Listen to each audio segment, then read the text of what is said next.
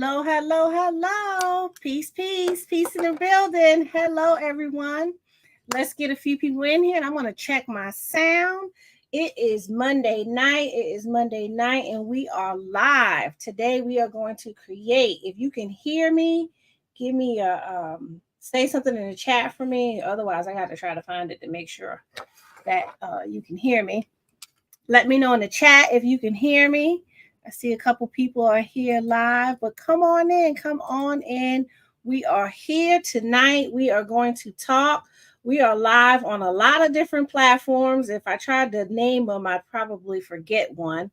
But let's get started. We're going to talk tonight about creating the life you deserve, your desired life. And I think this is time for us to kind of have this conversation because we're going into the new year. So, with that, let's get started. So, for those who don't know, I'm your girl Saran. I am a licensed financial professional, and I'm here to help you go from chaos to calm in your finances so that you can enjoy life. That's what I do. I help women to overcome that chaos in their finance and get to calm.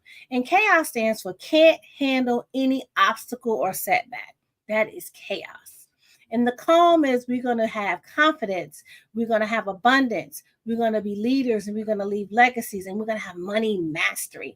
And so it's the 4-step framework that I teach my women in my community on how to get a hold of their finances.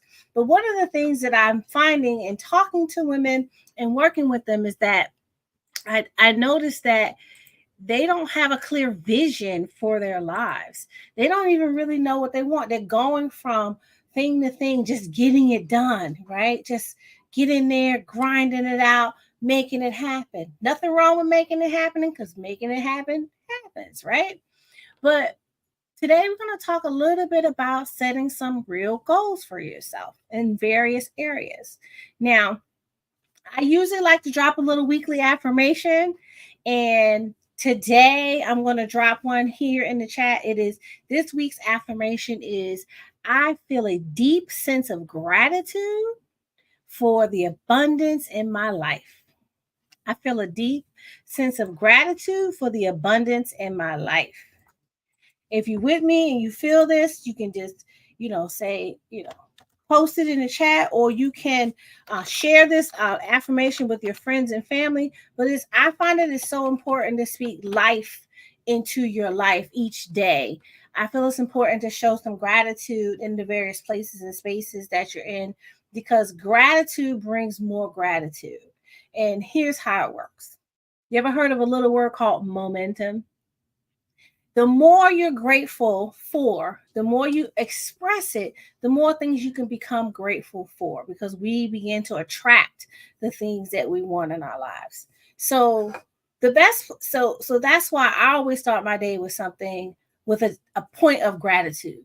The last 30 or 40 days, I've been actually posting, hey, here's my daily gratitude post, sharing it with the world. But usually I just keep it to myself. But I said something, my spirit said, share at least one thing that you feel comfortable sharing publicly, because we don't share everything publicly, right? But share that one thing you feel grateful for every day. And so I did that. Today, I shared a gratitude post about being able to spend time with my grandmother as a snot-faced teenager who didn't appreciate it as a teenager, but as an adult, totally appreciate it, right? And so I also do affirmations. So again, this week's affirmation is I feel a deep sense of gratitude for the abundance in my life. So when we start thinking about creating our desired lives, and I want to speak from a place of transition, right? I run into lots of clients and friends who are at different stages in their lives. It's a little easier to say, hey, my vision for life is I want to focus on my kids. I want to focus on my grandkids. But I'm talking to the people who maybe your kids are grown and not quite married or having kids and you don't have grandkids. Or maybe you're single kids and you don't have grandkids and it's just you and you're at a different stage in your life and you're trying to figure out, hey, what's my next move? What's my second half going to look like? What kind of rest of my life do I want to create? Do I want to become the next great basketball player? Now, this is for you. That's for younger people. But I mean, stranger things have happened, right? Do I want to become a bodybuilder? I know women who literally in their 50s decided to change their lives and became bodybuilders. And you can do that. Or do I want to be an Olympic runner? Do I want to, build more? Do I want to build more wealth to do certain things? Do I want to buy a building? Do I want a building named after me at my college? What are the things that we want? And I find that, and we have time. You have 2 weeks to set the vision for 2024. Because here's the thing, 2024s will come and will go with or without you. With or without you having a vision, with or without you having a plan, time will keep on ticking. So you may as well focus that time and give it some direction so you know what you want to do. It's just like our money. And we talk about this all the time in detail, that our money, if it doesn't have direction, it disappears. And you're like, no, my money didn't disappear. Yes, your money disappeared. And you ever get that bonus and wonder, what happened to that $1,000 bonus or $5,000 bonus? It went into my bank account, but I didn't have a plan for it, but now it's gone. That's because that money didn't have a job. And so you have to give your time a job too. You have to be focused. That doesn't mean you take the spontaneity out of life, but what is it that you want to do? And I think a couple of months ago, I talked about a book that I read that's really awesome. It's called The 12-Week Year. Don't get me the line on who the author is, but you can type 12-week year in Amazon and get the book and get the workbook. Now, for those of you who it's you and maybe you're a dualpreneur like me, you work and you have a business and you do community service and you serve in your spiritual community and you participate in all kinds of different things. What are the things that you want to do? Pick the areas of focus. So for me in 2024, I'm going to be focused on my health. I'm going to be focused on rebuilding my body into different places and spaces because I had a little incident a few months ago. And so I have to finish the rebuilding process, right? So that's going to be one of my top priorities for 2024. So what about you? And there's like 5 areas you can think about: health, wealth, mental, spiritual. A lot of people mix those together. I kind of separate them, right? Because spiritual can impact mental, and mental can impact spiritual, but it's a gray area, but I like to divide them, right? Career. And here's a bonus: business, if you're a business owner. And this is a bonus: community service, or how you want to serve. Areas to think about when you want to talk about 2024, what you want to do, what's your big, what I'm going to do. Right? And prioritize them. And you don't have to, and I know a lot of people, they set a lot of goals.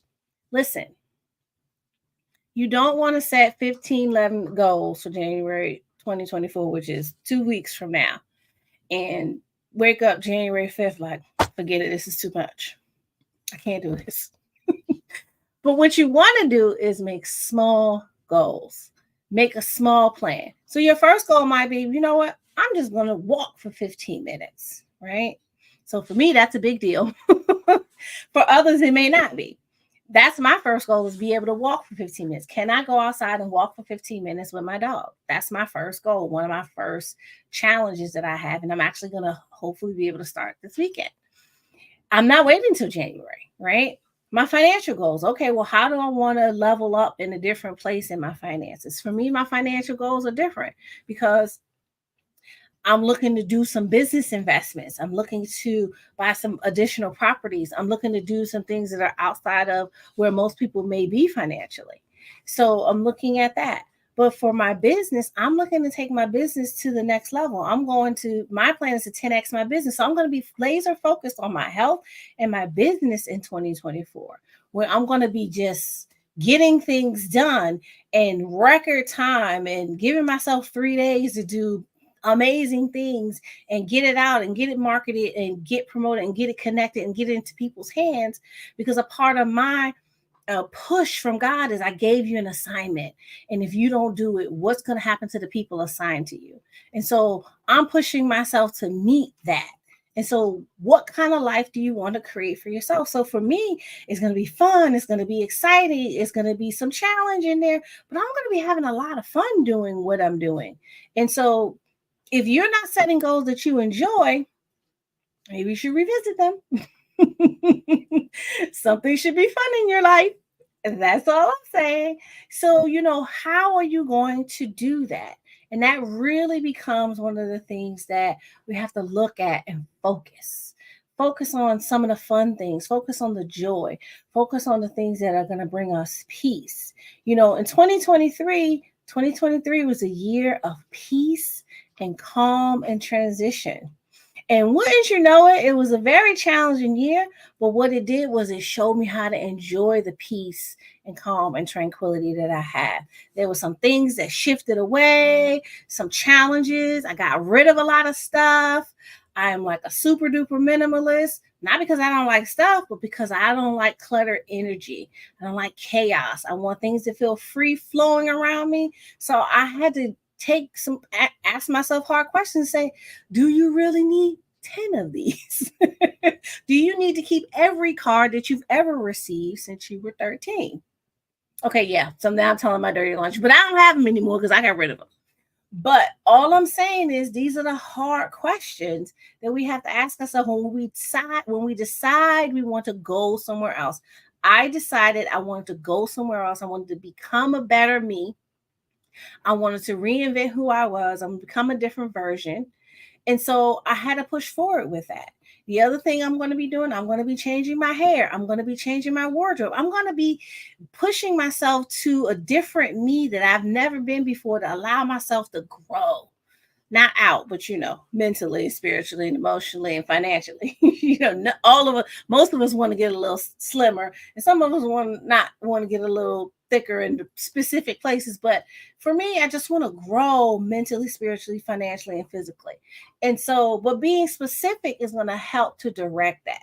Being specific is going to help you to get to the place where you want to be. And so that's a short-term goal, because really we should be projecting 5 to 10 years. What is the next 5 to 10 years? And I'm going to put that in the chat. And you'll be able to see it on Facebook and YouTube. But what are your next 5 years going to look like? What do you want them to look like? Where do you want to be? How do you want to live? How do you want to feel? Most importantly, who do you want to be there with you? And, how are you going to show gratitude for it? I think if we start learning how to show gratitude for things before we receive them, we'll appreciate them even more. How do we be grateful for things we don't have yet? Easy. It's a simple example. It's Christmas time. Do you ever remember being a kid? I was a kid years ago. But years ago, when we were kids, it didn't matter what was under the tree. We were excited and happy and thankful for whatever it was that came underneath that tree on Christmas, because we knew it was coming and we were excited about it. And we were just thankful, knowing with the assurance that there'd be boxes down there for us to open, and we were going to be excited about it. And that excitement and that gratitude is the buildup. And our parents were excited to give us things because they saw the joy in our face in opening it, right? And so that's the kind of excitement we have to show for things we don't receive, because God is looking for you to be grateful ahead of time and not check like, well, I'll be grateful when I get it. No, be grateful now, because you already can hold it in your mind and it can belong to you there. So those are one of the things, what are your, and be sure to dream big, right? Dream big. I think we dream too small, and I'll put myself in that category too. I sometimes dream too small. I know I should be dreaming a little bit bigger. I might be dreaming a little bit small. But I challenge myself to go bigger, right? Someone said to me, oh, well, we know you just bought a house. Why are you talking about buying another one? I'm like, because I'm continuing to dream. I don't want to be stuck in my mind that I'm never going to go anywhere else, be anything else, do anything else. Of course, I want to look at another house. Now, in my mind, I may not buy another regular house. I'm thinking about beach houses. I'm thinking about places I can go and be a snowbird and go live there for 4 months while it's winter time, because I'm not really into winter. We're not cool, right? So think about that. And this goes back to what I just said, being grateful now. Use present tense when you're planning for your future. You have it now. I have a beach house. I just don't have the key yet, but I have a beach house. There's a beach house with Saran's name on it that's waiting for me to come and open the door. Right? And be clear, and don't man be pamby, what you want. Be clear. I want a beach house. You see, I haven't hesitated to say my beach house is waiting for me, right? Be clear and be passionate about it. And I think for my friends that are dual entrepreneurs or business owners, and this better than you probably talk it, but take some time to go back to your business goals and your values and reevaluate. It doesn't hurt to take a look at it. Go back and look at your finances for the last 2 to 3 years for your business, and what are they telling you? What do you need to adjust? What do you need to change? And that goes for my people who are working. Have you looked at your finances for the last 3 years and seen how you spent it and want to decide to do something different? It's important to do that look back to really determine, who you are, where you want to be, how you want to do it. And taking a look back at your finances is a major come up, because you can identify where you were, where you went, where you've been, where you want to go. You can course correct. Now, if you haven't, you should probably be doing it more often than every 3 years or every year, but really take the time to course correct. Same thing for your personal finances. For my women who are in my group, Sister Sense, Unblocking Your Path to Wealth, we're going to be doing some of that stuff. We're going to take a look at your finances. We're going to review budgets, because you got to go and see what you're doing and not doing so that you can make a change. When you don't course correct, you just keep barreling into the wrong direction. And so it's our job to do that work. And I like to always dispel the myth. Well, my parents didn't teach me this. And that's why it's your job for you to learn it and for you to teach your children, your nieces, your nephews, your godchildren, anybody that you come in contact with. But you have to learn it too. And don't tell me you don't understand math, because not being good at math is not a reason to be bad at handling your money. Let me say it again. Not really being great at math is not a reason not to understand how your money works and what's going on with your money. So, anyway, it's your girl Saran. I'm checking out for the night. I didn't have a lot. I'll be back next week. I won't be going live on Christmas Day, but I will be here January 1. And January is going to be a little bit different. We're going to get in. We're going to do some work. We're going to get some things done. So be sure to join me in the community. That's where we're going to get this work done. And we're going to get you on the right path for finance. We're going to set the right vision. We're going to do so much that, we can't sit on this. Ladies, wealth creators, business owners, we can't sit on this. We have to get our plans together and get our acts together so that we can go forward. So anyway, it's your girl Saran. Peace, love, and light. Let's get your money right. Bye.